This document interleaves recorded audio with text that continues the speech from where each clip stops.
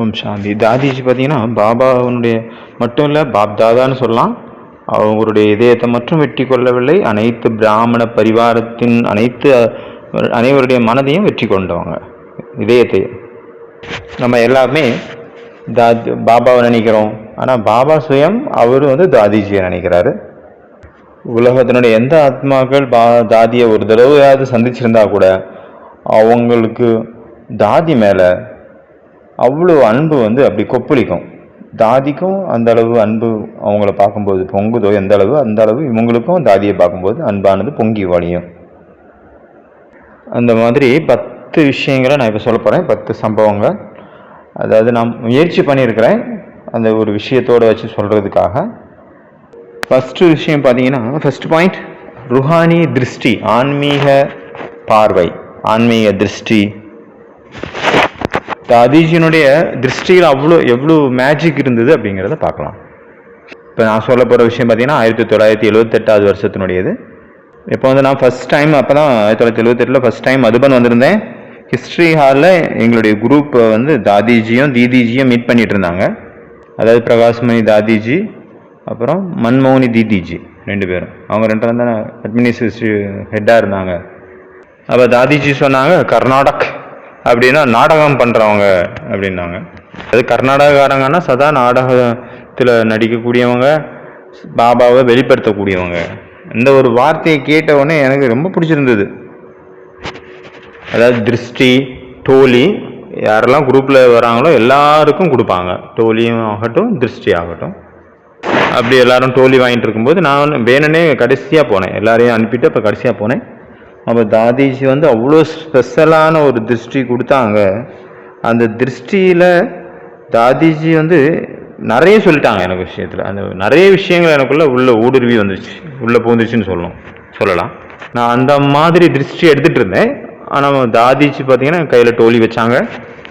அதாவது நான் டோலி வாங்கணும் அப்படிங்கிற எண்ணமே இல்லை. டோலி என் கையில் வச்சப்பறம் எனக்கு ஃபீல் ஆகலை. எனக்கு அந்த திருஷ்டி எடுத்துகிட்டே இருக்கணும் அப்படின்னு உள்ளுக்குள்ளே நான் பூரிச்சு போயிட்டு இருந்தேன்.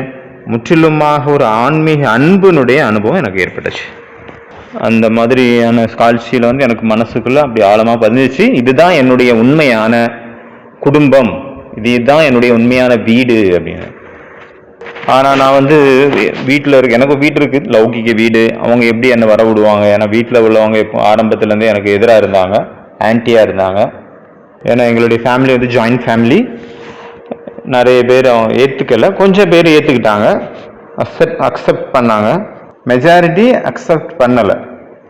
ஏதோ ஒரு சாக்கு போக்கு சொல்லிவிட்டு ஏதோ ஃப்ரெண்டு வீட்டுக்கு போகிறேன், இல்லைன்னா ஆஃபீஸ் சார்பாக டூருக்கு போகிறேன் அப்படின்னு சொல்லிட்டு வந்துட்டேன். எப்படியோ மதுபன் வந்தவொடனே எனக்கு ஆன்மீக திருஷ்டி தாதிக்கிட்டு இருந்து கிடச்சிது. அதில் என்னுடைய மனசில் ஆழமாக பதிஞ்சிச்சு. அப்படி 2-3 வருஷம் போச்சு. அதுக்கப்புறம் 1982 வருஷத்தில் நான் மதுபனில் சேவைக்காக ஒரு வாய்ப்பு கிடச்சிது. அதில் வந்தேன் சேவாதாரியா. அதாவது அந்த நேரத்தில் எனக்கு எனக்குள்ள எண்ணம் வந்தது, இதுதான் என்னுடைய வீடு, நான் இங்கே தான் இருக்கணும் அப்படின்ட்டு. அதனால் இங்கே சரண்டர் ஆகிட்டோம், என்னுடைய வீட்டுக்கு நான் வந்துட்டேன்.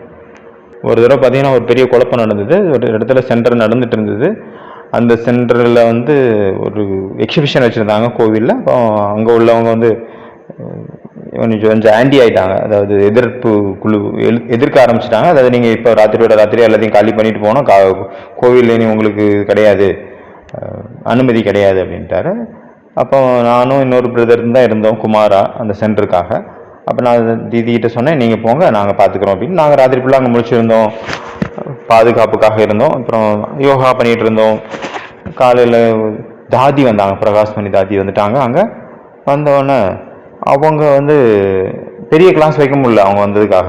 ஏன்னா அங்கே நிறைய எதிர்ப்பு குழுக்கள் இருந்தாங்க. அதனால் ஸ்டூடெண்ட்ஸ்கிட்ட மட்டும் மீட் பண்ணாங்க தாதி. அப்போ அவங்க அந்த மாதிரி கிளாஸ் எடுத்து ஸ்டூடெண்ட்ஸை நம்மளை ஒரு ஊக்கம் உற்சாகம் கொடுத்தோன்னா அங்கே உள்ள வைப்ரேஷனே மாறி போச்சு. நம்மளுடைய பார்வை திறனே அதாவது பார்க்கக்கூடிய கண்ணோட்டம் நல்ல பாசிட்டிவாக மாறிடுச்சு. அடுத்த நாள் பார்த்தா அவர் அதை எடுக்கலை, மறுபடியும் அது கண்டினியூவாக நடந்தது. அப்புறம் அவங்களுக்கு தெரிஞ்சிருக்கு தாதி வந்திருக்காங்க அப்படின்ட்டு. அப்போ அவங்க சொன்னாங்கன்னா அந்த வைப்ரேஷனே சேஞ்ச் ஆயிடுச்சுல. அப்போ அவங்களுக்கும் மனசுலேயும் சேஞ்ச் ஆயிடுச்சு. பாருங்கள், உங்கள் ஹெட் வந்திருக்கிறாங்க, எங்களுக்கு சொல்லவே இல்லை, நீங்கள் மறைச்சி வச்சுருக்கீங்க, எப்படி காலி பண்ணுங்க அப்படின்னு சொன்னவங்க அப்புறம் இப்படி மாறிட்டாங்க. இந்த மாதிரி தாதிஜியினுடைய அந்த ப்ரெசண்ட் வந்து நம்மளை அந்த இடத்தினுடைய சூழ்நிலையை மாற்றி கொடுக்குது. அங்கே என்ன பரிஸ்திதி இருந்தாலும், சூழ்நிலை எப்படி இருந்தாலும் அது பாசிட்டிவாக சாதகமாக மாற்றக்கூடிய சக்தி பாபா மூலமாக அவங்களுக்கு கிடச்சிருந்தது. அவங்களோட இயற்கையாக இருந்தது. அதை நாங்கள் அப்போ ப்ராக்டிக்கலாக பார்த்தோம். ரெண்டாவது பார்த்தீங்கன்னா தாதிஜியனுடைய மெஹமான் வாசி, அதாவது விருந்தோம்பலில் அவங்க ஹையஸ்டாக இருந்தாங்க. விருந்தோம்பல் பண்ணுறதுல தாதிஜி, அதாவது மதுபனுக்கு யாரெல்லாம் வராங்களோ அவங்க எல்லாருக்கும் தாதிஜி அவ்வளோ ரெஸ்பெக்ட் கொடுத்தாங்க. ஒரு தடவை தாதிஜி வந்து அந்த முன்னாடி பாண்டவ பவன் முன்னாடி உட்காந்துருந்தாங்க. அப்போ வந்து அந்த சிங்கர் வந்திருந்தார் பாம்பேயிலிருந்து, ஓம் வியாஸ் அப்படின்ட்டு அவருடைய மனைவி வந்திருந்தாங்க. தாதிஜி வந்து உட்காந்துருந்தாங்க. அவங்க வந்தவொடனே தாதிஜி எந்திரிச்சு அவங்களுக்கு கை கொடுத்தாங்க. அந்த ஓம் வியாஸ்ஜி இருக்காருல்ல, அவர் வந்து அங்கேயே அழுதுட்டார், அழ ஆரம்பிச்சிட்டாரு.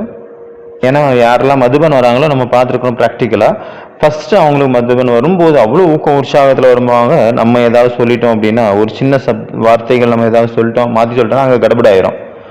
அந்த மாதிரி என்ன நான் வந்து கேர்ஃபுல்லாக வச்சுட்ருக்கிறேன்.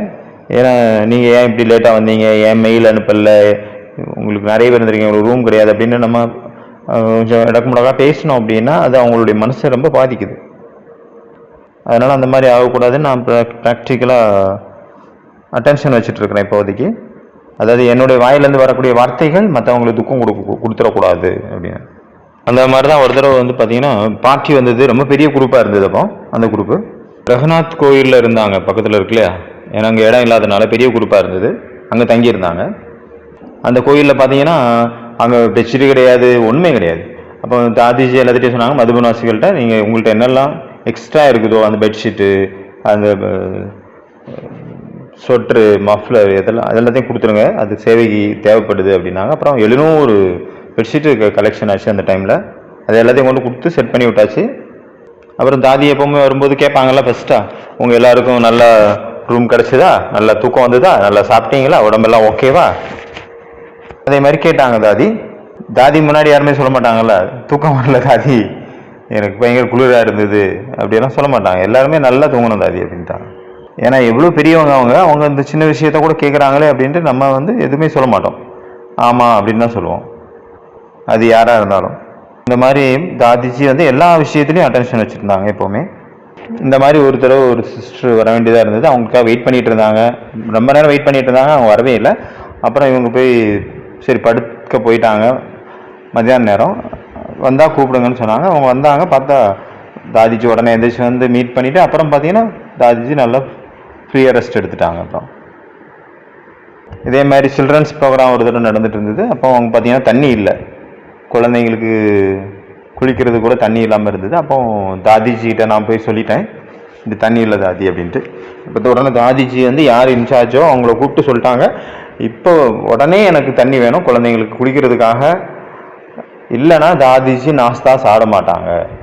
நீ தண்ணி வந்தது அந்த குழந்தைங்க குளித்த பிறகு சொன்னால், என் காதில் செய்தி வந்த பிறகு தான் நான் சாப்பிடுவேன் அப்படின்ட்டு. அந்த மாதிரி தாதிஜி ஒவ்வொருத்தருக்கும் அவ்வளோ விருந்தோம்பல் பண்ணுவாங்க, அவ்வளோ கவனிப்பாங்க. இப்படிதான் ஒருத்தர் பெரிய விஐபி வந்திருந்தார். அப்போ தாதிஜி சொன்னாங்க, எப்படி எல்லாம் ஓகேவா, இது உங்களுடைய வீடு, இது எல்லாமே உங்களுடைய குடும்ப உறுப்பினர்கள், நீங்கள் அடிக்கடி வந்துட்டே இருங்க, நீங்கள் எதுக்குமே தயக்கப்படாதுங்க.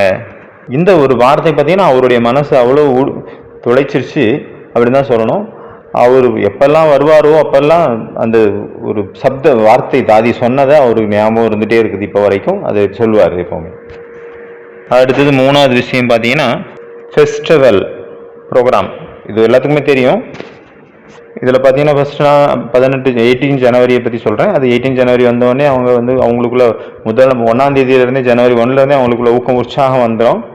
எல்லா சென்டருக்கும் வந்து என்னென்ன ப்ராக்டிஸ் பண்ணணும், இந்த மாதம் ஃபுல்லாக என்ன பாயிண்ட்ஸ் நம்ம ஃபாலோ பண்ணணும், என்ன தாரணை பண்ணணும் அப்படிங்கிறது எல்லாத்தையுமே அவங்க பிரிண்ட் பண்ணி அனுப்பிடுவாங்க. அப்புறம் வந்து நம்ம கிளாஸில் கூட சொல்லுவாங்க எல்லாருமே மௌனத்தில் இருக்கணும், எல்லாரும் அவ்வியக்த ஸ்திதியில் இருக்கணும் அப்படின்ட்டு நமக்குள்ள ஊக்கம் உற்சாகம் நிரப்புவாங்க. ஏன்னா தாதிஜிக்குள்ளே என்ன இருந்தது அப்படின்னா அந்த மாதிரி ஒரு சூழ்நிலையை நம்ம உருவாக்கணும், எந்த மாதிரி திருவிழாவோ அந்த மாதிரியான ஊக்க உற்சாகம் இருக்கணும் அப்படிங்கிற மாதிரி அதில் ரொம்ப அட்டென்ஷன் இருந்தது அவங்களுக்கு. அந்த மாதிரி வைப்ரேஷனை உருவாக்கி வச்சுருவாங்க. எல்லோரும் வந்தவுடனே அவங்களுக்கு ஃபீல் ஆகும், நம்ம யோகா பண்ணணும், போய் உட்காந்து யோகா பண்ணணும். இப்போ கூட நம்ம மதுபன் பாண்டவன் போனோன்னே என்ன பண்ணுறோம், யோகா 1 மணி நேரம் 3 மணி நேரம் 2 மணி நேரம் யோகா பண்ணணும்னு தோணுது இல்லை, பண்ணுறோம். 18 ஜனவரி அன்னைக்கு கூட காலையில் பார்த்தீங்கன்னா முரளி கூட அந்த மாதிரி எடுப்பாங்க. நமக்குள்ள அவ்வியக்த சக்தி அப்படியே நிறைஞ்சிரும். அப்புறம் பாபா ரூம் போவாங்க, அப்புறமா சாந்தி ஸ்தம்பம் போவாங்க. உங்களுக்கு தெரியும், சாந்தி ஸ்தம்பத்தில் எல்லாருமே நின்றுட்டு இருப்பாங்க, மற்ற தாதிகள், குல்சார் தாதி, ஜானகி தாதி. அப்போ அந்த நேரத்தில் அவங்க கொடுக்கக்கூடிய திருஷ்டி பார்த்தீங்கன்னா அவ்வளோ பவர்ஃபுல்லாக இருக்கும். நம்ம நிறைஞ்சிருவோம் அவங்களுடைய பார்வை பட்ட உடனே. அந்த அளவு அவங்களுக்குள்ள சக்திகள் அவங்க கண் மூலமாக நமக்குள்ள வர்றதை நம்ம ஃபீல் பண்ணியிருக்கிறோம். நாங்கள் சாந்தி ஸ்தம்பத்துலேருந்து வெளியே வர்றது வரைக்கும் அவங்களுக்கு ஒரு 1/4 மணி நேரம் 1/2 மணி நேரம் ஆயிரும். ஏன்னா ஒவ்வொருத்தருக்கும் திருஷ்டி கொடுத்துட்டு வருவாங்க. இந்த லைனில், அந்த லைனு, பக்கத்து லைனு, லெஃப்ட்டு ரைட்டு அப்படின்ட்டு எல்லாத்துக்கும் திருஷ்டி கொடுப்பாங்க. பாப் தாதாவே அங்கே வந்துட்டார் அப்படின்னு தோணும், அந்த அளவு திருஷ்டி கொடுப்பாங்க. அதே போல் பார்த்தீங்கன்னா மம்மாடிக்கு கூட அந்த மாதிரி தாதி சொல்லுவாங்க. முன்னிபேன் கூட நாங்கள் இருந்ததுனால எங்களுக்கு தெரியும். அது தாதிஜிக்கு இப்படி ஒரு எண்ணம் இருக்குது, அதாவது இவ்வளோ வெரைட்டி பழங்கள். அங்கே மம்மாடிக்கு நீங்கள் போயிருப்பீங்களா என்னன்னு தெரில, பாண்டவ பவனில் நீங்கள் இருந்தீங்கன்னா 11-12 வெரைட்டி ஃப்ரூட்ஸ் கொடுப்பாங்க, தட்டு நிறைய ஃப்ரூட்ஸ் மட்டுமே. அப்புறம் நாஸ்தா வேறு தனியாக. அந்த மாதிரி தாதிஜி தான் இப்போ ஆரம்பிச்சு வச்சுருக்காங்க. இத்தனை வெரைட்டியான பழங்கள் கொடுக்கணும் எல்லாருக்கும். தாதிஜிக்கு சங்கல்பம் இருக்குது அப்படின்னு சொன்னோன்னே ஜி தாதின்ட்டுருவாங்க முன்னிபேன்ஜி. அவங்க உடனே அடுத்த 1 மணி நேரத்தில் 2 மணி நேரத்தில் ஃப்ரூட்ஸ் எல்லாம் அங்கே வந்து குஞ்சிடும். ஆர்டர் போட்டோன்னு எல்லாத்துக்கும் அதே மாதிரி அவங்க தாதிஜியோட என்னவோ அது அங்கே நடந்துடும். அதே போல் பார்த்தீங்கன்னா ராக்கி வந்தது. அப்போ தாதிஜி சொன்னாங்க, என்னெல்லாம் பாட்டு நம்ம பாபாவனுடைய இது இருக்கோ ராக்கிக்காக அந்த எல்லா பாட்டையும் ஒன்று சேர்த்து ஒரு கேசட்டில் ஃபில்அப் பண்ணி எல்லா சென்டருக்கும் அனுப்பணும் அப்படின்ட்டு 10 நாளைக்கு முன்னாடியே. அப்போ எல்லா சென்டருக்கும் போயிடுச்சு. எல்லா சென்டர்லேயும் அவங்க கையில் அவங்க கேசட் இருக்குது. கிடைச்சோன்னா அவங்களுக்கு அவ்வளோ சந்தோஷம். சென்டர் சிஸ்டர்ஸுக்கு பாருங்கள், தாதிஜி அங்கே இருந்து அவ்வளோ பிஸியாக இருந்தால் கூட நம்மளை நினைக்கிறாங்க, நமக்காக அனுப்பியிருக்காங்க அப்படின்ட்டு அவ்வளோ எல்லோரும் மனசு புலக்காகி தான் அடைஞ்சிருவாங்க. மனசு மகிழ்ச்சியில் குதிக்கும். அந்த அளவு அவங்க தாதிஜி இதில் எல்லாத்துலேயும் கவனமாக இருந்தாங்க. அதாவது என்ன மாதிரி பண்டிகை வருதோ அந்த மாதிரியான அந்த சூழ்நிலையை அங்கே உருவாக்கிடுவாங்க தாதிஜி. அதே மாதிரி பார்த்தீங்கன்னா தீபாவளி வரும். தீபாவளியினுடைய 6 நாளைக்கு முன்னாடியே, 1 வாரத்துக்கு முன்னாடியே தாதிஜிக்குள்ளே அவ்வளோ அவங்க நடனம் ஆடுவாங்க. அதாவது அவங்க வார்த்தைகளில் அவ்வளோ ஊக்கம் உற்சாகம் நிறைஞ்சிருக்கும். நம்ம கேட்குறவங்க நம்ம அவ்வளோ அப்போவே டான்ஸை ஸ்டார்ட் பண்ணிடுவோம். அந்த மாதிரி தான் இருக்கும். ஏன்னா தீபாவளி அப்படின்னாவே யஜ்யத்தினுடைய அந்த ஸ்தாபனையினுடைய முதல் நம்மளுடைய ஃபங்க்ஷன் ஃபெஸ்டிவல் வந்து தீபாவளி தான். அதனால அது வந்து அவ்வளோ ஊக்கம் உற்சாகத்தோடு கொண்டாடணும் அப்படின்ட்டு எப்போவுமே தீபாவளிக்கு அவ்வளோ முக்கியத்துவம் கொடுப்பாங்க. ஆகையினால தீபாவளிக்கு இந்த மாதிரி எல்லாம் நல்லா அலங்காரம் பண்ணணும் அப்படின்ட்டு சொல்லுவாங்க. லைட்டிங்ஸ் போடணும், டூம்ஸ் போடணும் அப்படின்ட்டு நிறைய அலங்காரம். ஏன்னா யக்ஞ கிறிஸ்டினுடைய முதல் பண்டிகை அப்படிங்கிறதுனால. இப்போ வந்து தீபாவளி முடிஞ்சிருச்சு, மம்மாடி முடிஞ்சிருச்சு, 18 ஜனவரி முடிஞ்சிருச்சு, ராக்கி முடிஞ்சிருச்சு. இதே போல் பார்த்தீங்கன்னா குடுபடுவா அப்படின்ட்டு, அதாவது நம்ம காணும் பொங்கல் கொண்டாடுவோம்ல அந்த டைமில் அதே நாளில் வந்து அங்கே குடுபடுவான்னு ஒரு ஸ்பெல்லிங் எனக்கு கரெக்டாக தெரியல, உச்சரிக்கிறது நான் கரெக்டானு தெரியல. அந்த இது வரும் ப்ரோக்ராம் அங்கே நார்த்தில். அப்போ பட்டம் விடுவாங்க எல்லாரும். அப்போ வந்து அந்த மாதிரி எல்லாத்தையும் பண்ண வைப்பாங்க தாதிஜி. அதுக்கு உண்டானது எல்லா பண்டிகையும் கொண்டாடுவாங்க. ஏன் அப்படின்னா எல்லாருக்கும் ஃபீலிங் வரணும், இதுதான் நம்மளுடைய ஃபேமிலி. அவங்களுக்கு வீட்டினுடைய நினைவே வந்துடக்கூடாது, வீட்டை விட்டு வந்துட்டோம் நம்ம ஒன்றும் கொண்டாடலை அப்படிங்கிற மாதிரி ஆயிடக்கூடாதுன்னு எல்லா ஃபெஸ்டிவல்லையும் தாதிஜி முன்னாடி நின்று நல்ல ஊக்கம் உற்சாகம் கொடுப்பாங்க.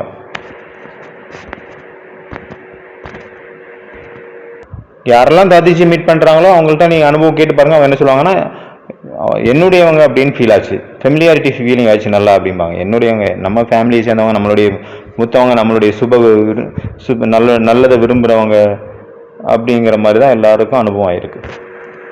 அடுத்த 4வது பார்த்தீங்கன்னா ருஹானி பியார், ஆன்மீக அன்பு. அதாவது ஆஸ்திரேலியாவிலேருந்து ஒருத்தர் 3 பிரதர்ஸ் ஒரு சிஸ்டர் வந்துருந்தாங்க. ஸ்பெஷலாக அவங்க அடிக்கடி வருவாங்க பீஸ் ஆஃப் மைண்ட் ப்ரோக்ராமுக்காக, நிறைய தடவை வந்துட்டு இருப்பாங்க. அப்போ ஒரு தடவை நான் பார்த்தேன், தாதிஜி வந்து அந்த முன்னாடி உட்காந்துருந்தாங்க ரிசப்ஷனில் என்ட்ரன்ஸில். அப்போ அவங்க வந்து கார்லேருந்து இறங்கினோடனே தாதிஜி உடனே பார்த்துட்டாங்க, அங்கே இருக்காங்கன்ட்டு உடனே மீட் பண்ண வந்துட்டாங்க. தாதிஜி உடனே மீட் பண்ணல, தாதிஜி உடனே திருஷ்டி தான் கொடுத்தாங்க. இங்கே கூட நம்ம பார்க்கணும்ல, எந்த தாதிகளெல்லாம் அங்கே வந்தாங்களோ எல்லாருமே வந்தோடனே என்ன பண்ணுவாங்க, பேச மாட்டாங்க, நல்லா இருக்கீங்களா அப்படி இப்படின்னு. வந்தோடனே திருஷ்டி கொடுப்பாங்க, ஒவ்வொருத்தருக்கும் திருஷ்டி. அந்த மாதிரி திருஷ்டி கொடுத்தாங்க. திருஷ்டி கொடுக்க கொடுக்க அவங்களுக்குள்ள என்னாச்சு, கண்ணீர்லேருந்து கண்ணிலேருந்து அப்படி கண்ணீர் வடியுது. அதாவது ஆன்மீக பார்வையினால் கிடைத்த ஆன்மீக அன்பு, அதனுடைய கண்ணீர், அன்பு கண்ணீர். ஒரு தடவை வந்து கிராமத்து தலைவர் வந்திருந்தாரு. அப்போ வந்து நம்ம விஐபி கெஸ்ட்டுக்கெல்லாம் என்ன கொடுக்குறோம், இப்போ கூட நம்ம சிபிருக்கு கூப்பிட்டு போகிறோன்னா என்ன கொடுக்குறாங்க, பெண்ணும் டைரியும் கொடுப்பாங்க. ஒவ்வொரு டைரியினுடைய, அது அலௌகிக டைரி, ஒவ்வொரு டைரியினுடைய ஒவ்வொரு பேஜ்லேயும் ஏதாவது ஒரு ஸ்லோகன், ஆன்மீக விஷயங்கள் அதில் இருக்கும். அப்புறம் அதே போல் பெண்ணு 4 ஸ்லோகன் இருக்கும். டக் டக் டக்குன்னு சொன்னோன்னே அது ஒவ்வொரு ஸ்லோகனையும் காட்டும். நீங்கள் பார்த்துருப்பீங்க எல்லாம் முன்னாடி. அந்த மாதிரி ஒவ்வொரு விஷயத்துலையும் பாருங்கள், சின்ன விஷயந்தான், ஆனால் ஒவ்வொரு விஷயத்துலையும் தாதிஜி அட்டென்ஷன் கொடுத்து அவ்வளோ ஒவ்வொருத்தருக்கும் என்ன ஞானம் கிடைக்கணும், எப்படியாவது ஞானத்தை உள்ளே போயிடணும், பாபாவுடைய அறிமுகத்தை கொடுத்துடணும் அப்படின்ட்டு எல்லா எண்ணம் சதா எப்போவுமே அந்த எண்ணம் இருந்தது. அப்புறம் அவர் போய் பார்த்தீங்கன்னா அவர் பாபா வீட்டுக்கு பாபாவுக்காக சென்று கொடுத்துட்டாரு. பாபா சேவை இன்னும் பண்ணிட்டு இருக்கிறார். அவர் பார்த்தீங்கன்னா மதுபன் வாசிகளில் வந்து நிறைய எவ்வளோ அன்பு இருந்ததுங்கிறத சொல்கிறேன். அதை ஒரு தடவை ஒரு பிரதர் வந்து ஆப்ரேஷன் பண்ணிட்டு வந்திருந்தார். தாதிஜிகிட்ட சொன்னார், தாதிஜி இந்த மாதிரி நான் ஆப்ரேஷன் பண்ணியிருந்தேன், இப்போ வந்திருக்கிறேன் அப்படின்னு. அப்போ அவன் தாதிஜி சொன்னாங்க, கொண்டா அவன் ரிப்போர்ட்லாம் கொண்டா, நீ எப்படி, என்ன ஆச்சு உனக்கு, என்ன ஆப்ரேஷன் பண்ண, எங்கே தங்கி இருந்த, இப்போ என்ன கண்டிஷன், காட்டு அப்படின்னு சொல்லி அவருக்கு அப்புறம் ஸ்பெஷல் ரூம் கொடுத்து தனியாக அவருக்காக ஒரு பிரதரை வச்சு இவருக்கு என்ன தேவையோ கரெக்டாக கொடுங்க. ஒருவேளை யாருக்காவது மற்ற நேரத்தில் கூட யாருக்கா உடம்பு சரியில்லைன்னா உடனே தாதிஜிக்கு தெரிஞ்சிருச்சுன்னா உடனே அங்கே உள்ள மருந்தை கொடுங்க, அங்கே உள்ள மருந்து ஃபர்ஸ்ட் எய்ட் வச்சுக்கிறவங்கள்ட்ட சொல்லுவாங்க. இல்லைன்னா முடியலாம் அகமதாபாத் கூட்டிகிட்டு போங்க அப்படின்ட்டுருவாங்க. அந்த அளவு கேர் கொடுத்தாங்க தாதிஜி. இந்த விஷயத்தை யார் பண்ண முடியும், ஒரு தாயினால தான் பண்ண முடியும். தாயாக தான் எங்களுக்கு தெரிஞ்சாங்க. லௌகீகத்தில் இல்லை, அம்மா கூட இந்த அளவு பண்ண முடியாது. அதே மாதிரி வந்து தாதிஜி மதுபனில் இருக்கிறவங்களுக்கெல்லாம் தெரியும், நம்ம வருஷத்துக்கு ஒரு தடவை ட்ரெஸ் கொடுப்பாங்க. அப்போ எவ்வளோ பழைய ட்ரெஸ் எத்தனை, அதில் லிஸ்ட் இருக்கும். என்கிட்ட பழைய ட்ரெஸ் எவ்வளோ இருக்குது, இப்போ நடுவு மட்டம் எவ்வளோ இருக்குது, புதுசு எவ்வளோ இருக்குன்னு எழுதணும். அதுக்கேற்ற மாதிரி அடுத்தது எழுதணும். பழசு இத்தனை இருக்கா, அப்போ புதுசு வாங்கணும். நடுமட்டத்தில் எவ்வளோ இருக்கா, அப்போ அது பழசு லிஸ்ட்டில் போயிடும் அடுத்த வருஷம். அப்போ அதுக்கேற்ற மாதிரி அவங்க ட்ரெஸ்ஸஸ் எழுத சொல்லுவாங்க. ஒரு வேளை எக்ஸ்ட்ராவாக எழுதிருந்தால் அதை கட் பண்ணிடுவாங்க, கம்மியாக இருந்தால் அவங்க ஆட் பண்ணிப்பாங்க. ஏன் நீ எழுதலை இதில், புதுசு ஏன் எழுதலை, புதுசு இல்லைன்னா ஒன்றா புதுசு போட்டுருவாங்க. இந்த மாதிரி ஒவ்வொரு விஷயத்தில் லவ் அண்ட் லா ரெண்டுமே அவங்க பேலன்ஸாக இருந்தாங்க. எல்லாத்துலேயும் அட்டென்ஷன் கொடுப்பாங்க எப்போவுமே. அப்புறம் மதுபனில் ப்ரோக்ராம் இல்லைன்னா ஒரு தடவை பார்த்தீங்கன்னா 4 பஸ் ரெடி பண்ணி ஒரு தடவை எல்லோரும் கர்நாடகாவுக்கு போயிட்டு வாங்க, எல்லோரும் ஈஸ்டர்ன் போயிட்டு வாங்க, கல்கட்டா போயிட்டு வாங்க, இல்லை தமிழ்நாடுக்கு போயிட்டு வாங்க அப்படின்ட்டு ஒரு 4 பஸ் அரேஞ்ச் பண்ணி ஒவ்வொருத்தருக்கும் ஒவ்வொரு ஏரியாவுக்கு அனுப்புனாங்க. சைட் சீயிங் பார்க்குறதுக்காக, சுற்றி பார்க்குறதுக்காக, ரிஃப்ரெஷ் பண்ணுறதுக்காக. அதாவது இவங்க இந்தந்த குரூப்பு இந்த வண்டியில் இருப்பீங்க, இந்த ஊருக்கு போவீங்க அப்படின்னு தனித்தனியாக பிரித்து போட்டிருந்தாங்க. இதனால் என்ன ஆகும் அப்படின்னா தாதிஜி மேலே அவங்களுக்கு அவ்வளோ அன்பு வரும் உள்ளதுலேருந்து. தாதிஜி எவ்வளோ கேர்டேக் எடுத்துக்கிறாங்க. அப்புறம் பார்த்தீங்கன்னா ரிஜிஸ்டர் வைப்பாங்க எப்போவுமே, அமிர்தல யோகாவுக்கு யார் வரலை அப்படின்ட்டு, வராங்க வந்தாங்களா அப்படின்ட்டு. அப்போ வந்து தாதிஜி வந்து யாருக்கு வந்து கொடுத்துருந்தாங்க அப்படின்னா டிக் பண்ணுறதுக்கு, யார் வந்து ஒரு நாள் கூட அமிர்த வேலை வராமல் இருந்தாரோ அவருக்கு தான் கொடுத்தாங்க. அப்படியாவது அவர் வரலாம் அமிர்த வேலைக்கு அப்படின்ட்டு. அடுத்து 5வது விஷயம் பார்த்தீங்கன்னா ஊக்கம், உற்சாகம். எல்லா விஷயத்துலையும் இது வரைக்கும் சொன்ன எல்லா விஷயத்துலையுமே ஊக்கம் உற்சாகம் இருந்தது. இருந்தாலும் மறுபடியும் ஒரு தடவை பார்ப்போம். पहले भी आया, उमंग उत्साह दादी का होता था, अभी जैसा अकोमोडेशन कम है. தாதிஜியினுடைய ஊக்கம் உற்சாகம் எப்படி இருந்ததுன்னா, எல்லாரும் வரக்கூடிய எல்லா பாபா குழந்தைங்களும் பாபாவை மீட் பண்ணணும், அதனால எப்படியாவது டென்ட்டாவது போட்டு அவங்கள தங்க வச்சிடணும் அப்படின்ட்டு இருந்தது.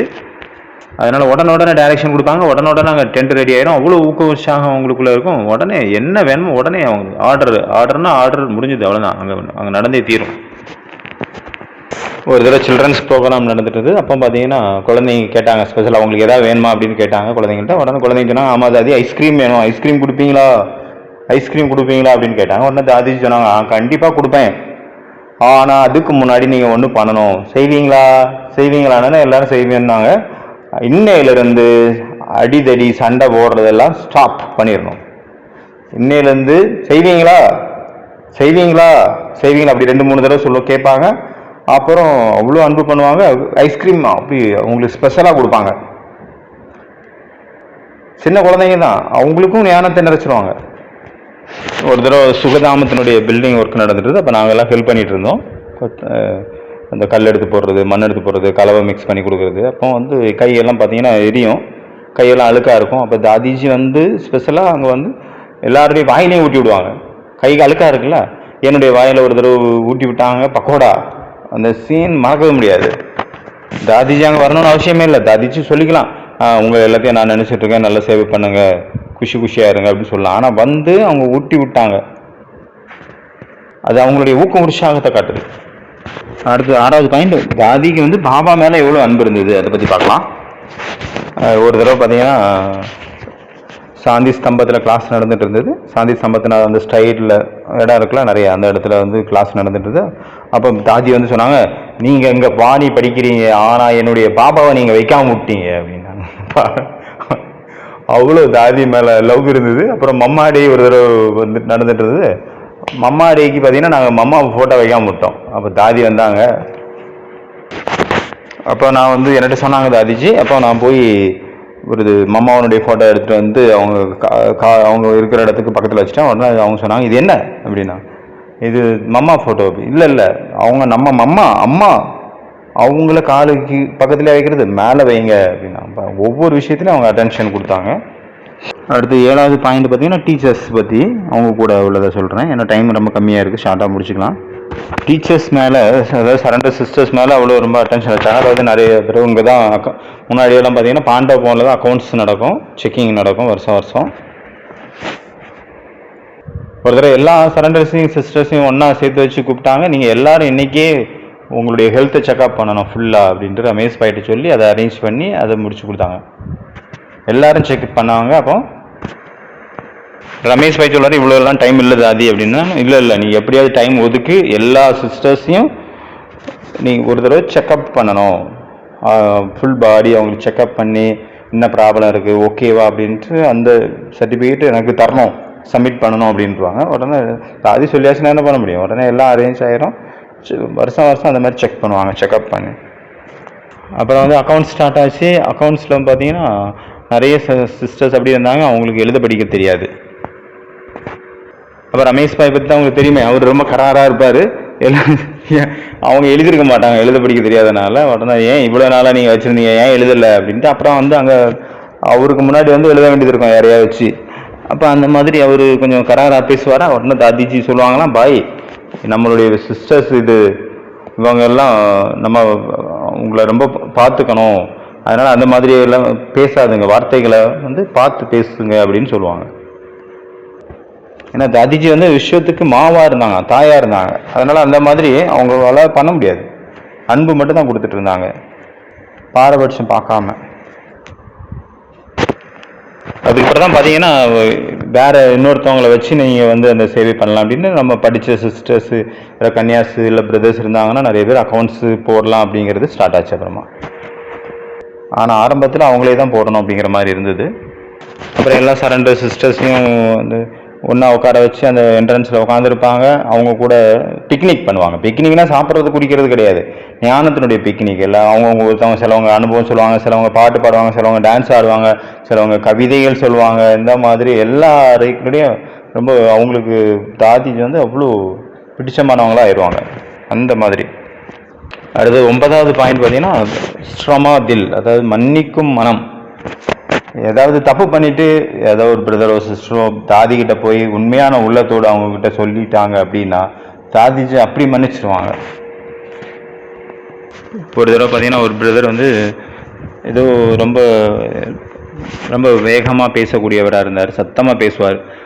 அதாவது அதனால ஒருத்தர் டிஸ்டர்ப் ஆகிடுவார். எப்போவுமே அவரை பற்றி ஒருத்தர் கூட வந்து இந்த மாதிரி பேசிகிட்டு இருக்கும்போது அவங்களுக்கு ஃபீல் ஆகும்ல. அப்போ தாதிஜிட்ட போய் கம்ப்ளைண்ட் பண்ணாங்க.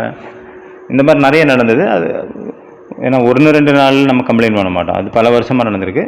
அப்போ கம்ப்ளைண்ட் பண்ணோன்னா தாதிஜி அந்த அவரையும் கூப்பிட்டாங்க, இவரையும் வச்சு பேச வச்சாங்க. அதாவது அவர் உடனே ஆமாம் தாதி இப்படியெல்லாம் எனக்கு நடந்துச்சு, நான் பண்ணேன் தப்பு தான், சாரி அப்படின்ட்டாரு. உடனே தாதிஜி சாரி சொன்ன உடனே சரி ஓகே நீ இப்போது நீ இனிமேல் பண்ணக்கூடாது அப்படின்ட்டு அவருக்கு ஒரு அட்வைஸ் பண்ணாங்க, இவருக்கு ஒரு அட்வைஸ் பண்ணாங்க. அப்படியே அந்த இடமே அவங்க 2 பேத்துக்குள்ளே அவ்வளோ நட்பு ஆயிடுச்சு. அவங்க கடைசி வரைக்கும் அந்த ஒரு தப்பு பண்ணவே இல்லை, மன்னிப்பு கேட்க வேண்டிய அளவுக்கு. அந்த மாதிரி தாதிஜி அவங்களுடைய மனசை அந்த அளவு மாற்றி அவங்களுடைய எண்ணங்கள் மூலமாக சேஞ்ச் பண்ணிட்டாங்க, மன்னிக்கும் குணத்தின் மூலமாக. தாதி கூட என்னுடைய பர்சனல் அனுபவம் பார்த்தீங்கன்னா, ஒரு தடவை வந்து ஃபாரினர்ஸ் வந்திருந்தாங்க ஏதோ ஒரு இடத்துக்கு சுற்றி காட்டுறதுக்காக, ஹரித்வார் போகிறதுக்காக. அப்போ வந்து தாதிஜி என்னுடைய பேரை எழுதி அனுப்புனாங்க, நீங்கள் தான் போகணும் அப்படின்ட்டு. நான் இப்போ நினச்சி பார்த்தேன், நான் என்ன பண்ண முடியும் உங்களுக்கு, ஃபாரினர்ஸ், எனக்கு இங்கிலீஷும் அவ்வளோ தெரியாது, எனக்கு புரியவும் செய்யாது, ஆனாலும் என்னையே அனுப்பியிருக்காங்க அப்படின்னா. அப்புறம் தான் புரிஞ்சது, பாபா வந்து என்னக்கிட்ட கேட்டார், நீங்கள் வந்து சேவைக்காக தானே போகிறீங்க அப்படின்ட்டு. அப்போ அதை வந்து தாதிஜி நோட் பண்ணியிருக்காங்க, என்னை பார்த்து சொன்னார். எதுக்கு சொல்கிறாருன்னு அப்போ புரியல. அதுக்கப்புறம் தான் புரிஞ்சது, தாதிஜி வந்து என்ன அனுப்புனாங்க அங்கே. ஏன் அப்படின்னா, அந்த ஃபாரினர்ஸ் இருக்காங்கல்ல, அவங்க வந்து அவங்க சாமானை கரெக்டாக வைக்க மாட்டாங்க, அங்கங்கேயே விட்டு போயிடுவாங்க. அதை நம்ம கலெக்ட் பண்ணி ஒருத்தர் கரெக்டாக அதை